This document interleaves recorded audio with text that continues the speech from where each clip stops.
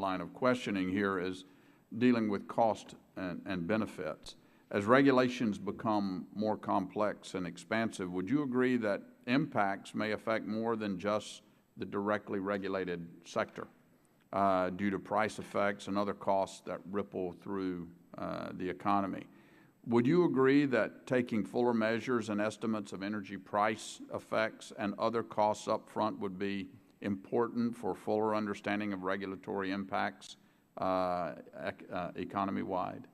Yeah, I think that this issue is a pretty important issue, and it's one that we've been working on. What kind of analytical tools can we get that will really enable us to do that? You just heard me answer the member from California about Florida, I'm sorry, about the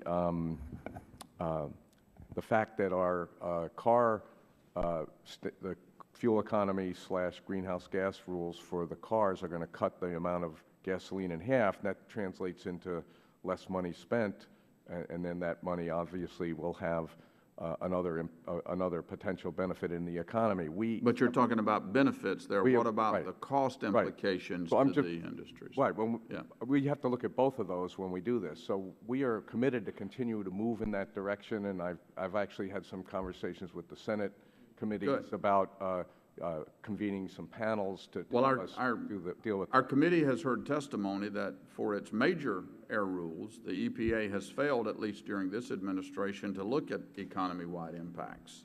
We understand that economic modeling can more fully account for the economy-wide impacts of regulations by measuring the ripple effects of prices through other sectors of the economy not directly affected by the regulations.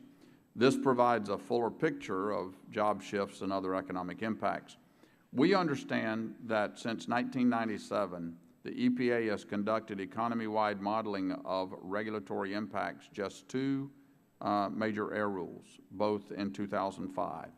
Can you explain why the EPA has not performed such modeling during this administration? The models that exist are not adequate to do what you're suggesting. Those were attempts to do it, and they were. What are you doing to update the modeling? Well, I was trying to answer you that I've suggested to your Senate counterparts that we convene a panel of economists and look for advice from them on what kind of models we can use to do this kind of impact across that looks at both the benefits and the costs. Because if you're going to look at the whole economy, you've got to look at both sides of that equation.